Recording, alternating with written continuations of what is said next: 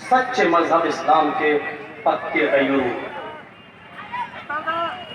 बहुत सी बातें आपने सुन ली हैं और सबका मकसद यह है कि CAA के खिलाफ अपना विरोध दर्ज कराया जाए।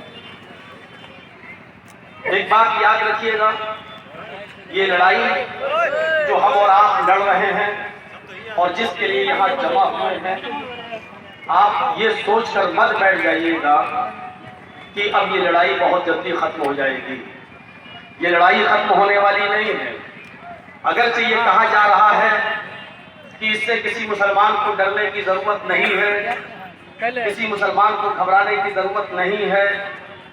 3 स्टेप देखकर इस देश के प्रधानमंत्री नरेंद्र मोदी ने हमारी बुज़दिली और हमारी सुस्ती का अंदाजा लगा लिया।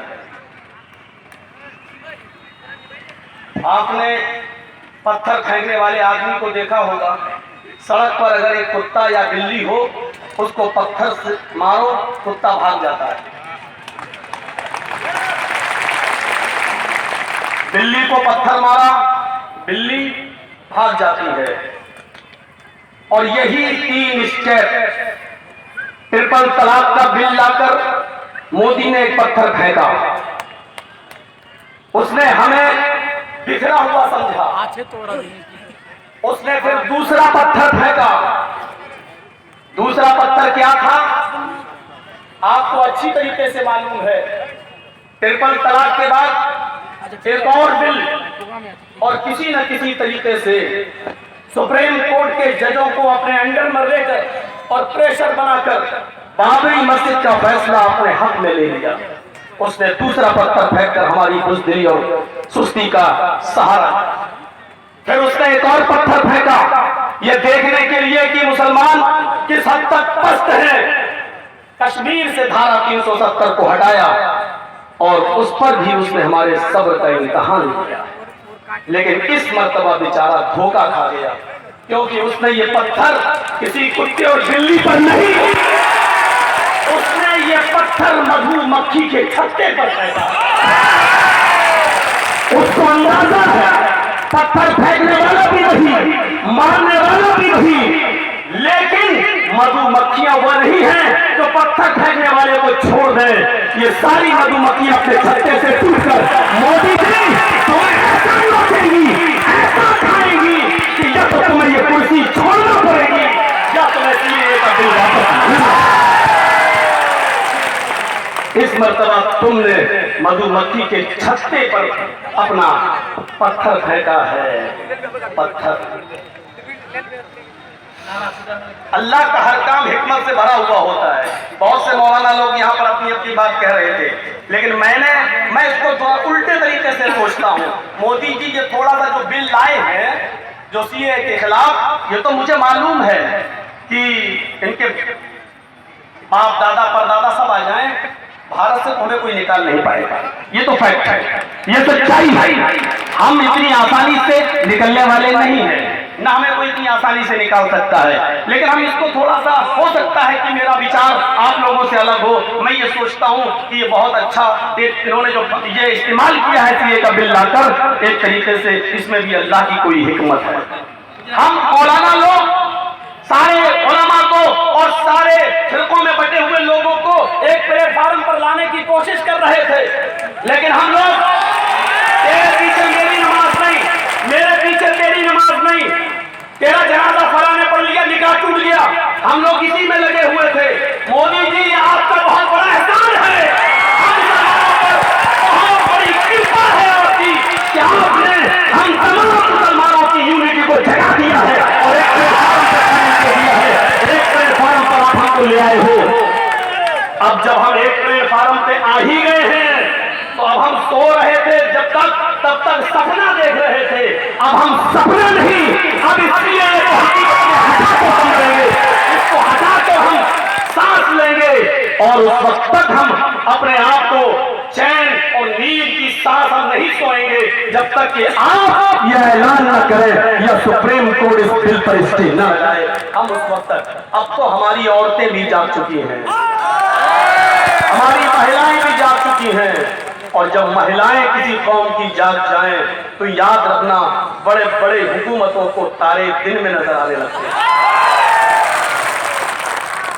शाहीन बाग की औरतें, लखनऊ की औरतें और योगी जी सोशल मीडिया के जरिए मौलवी जर्जीफ की आवाज तुम्हारे कानों में जा रही है।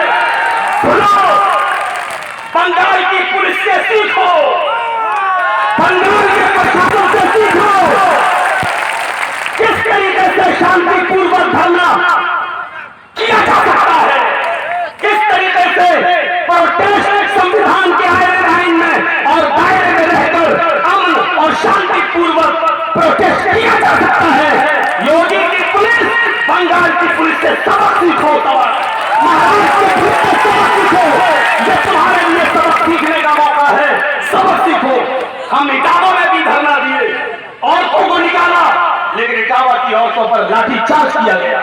मौलवी जर्जीफ किशनगंज की धरती पर कांग्रेस के नेतृत्व में तौसीफ आलम की जेर निगरानी होने वाले उस जुलूस में भी शरीक था, लेकिन किसी का इंडिया टीवी और जी न्यूज पर और सुदर्शन चैनल पर नहीं दिखाया।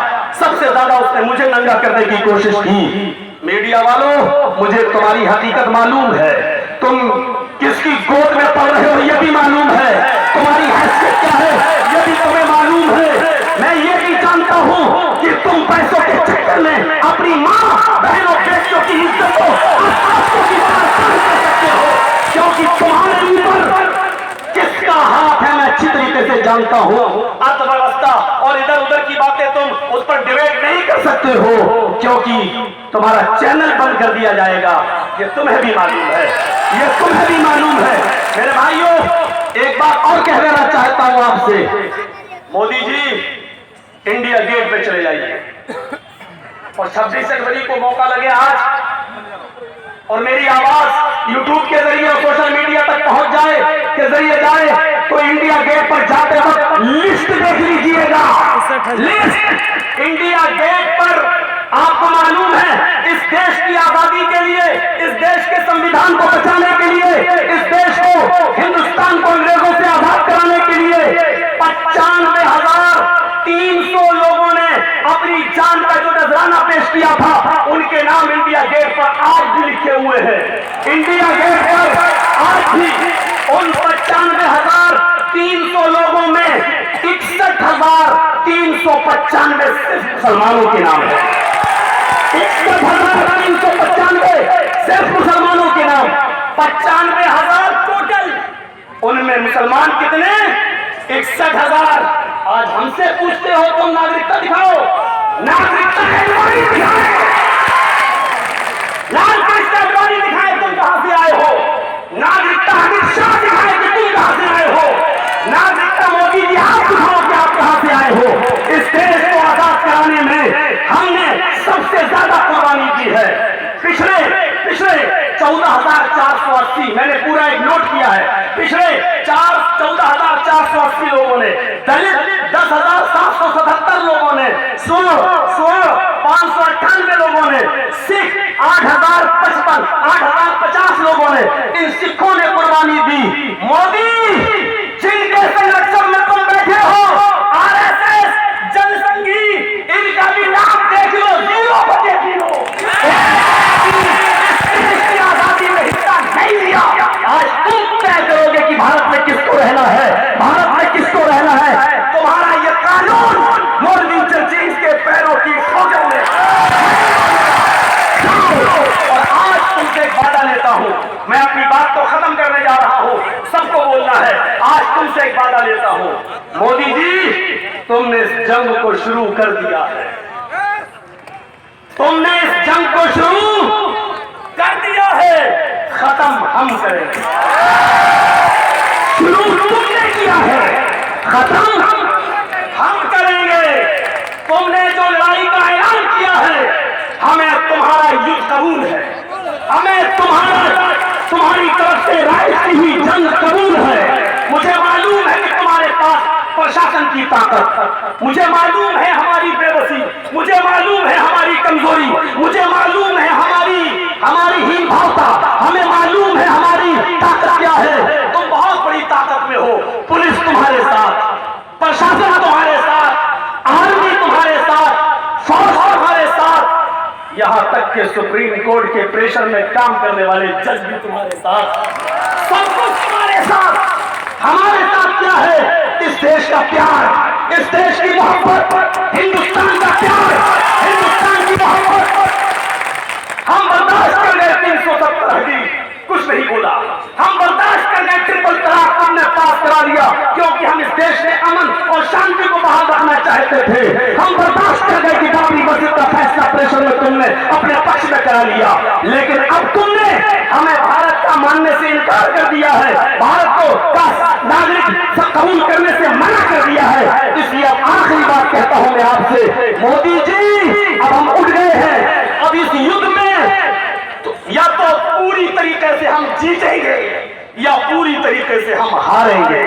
मोदी जी अब ऐलान सुन लो, हम इस बंगाल की धरती पर एक ऐलान करके जाते हैं, अब इस जंग के अंदर या तो तुम्हारी जीत होगी या हमारी जीत होगी। इस जंग में हम या तो पूरी तरीके से जीतेंगे या पूरी तरीके से हारेंगे। जीते तो वतन मुबारक, हारे तो कफन मुबारक। जीते तो वतन मुबारक, हारे तो कफन मुबारक। किसी भी सूरत में भारत नहीं छोड़ेंगे, रहेंगे इसी में, किसी मिट्टी में, और यहीं पर दफन हो जाना गवारा कर लेंगे। हमारी बॉडी को भारत की मिट्टी मिल जाए यही काफी है।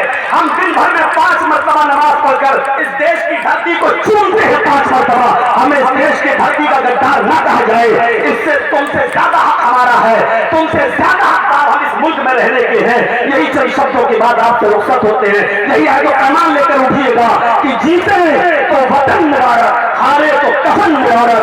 जय हिंद, जय भारत, हिंदुस्तान जिंदाबाद,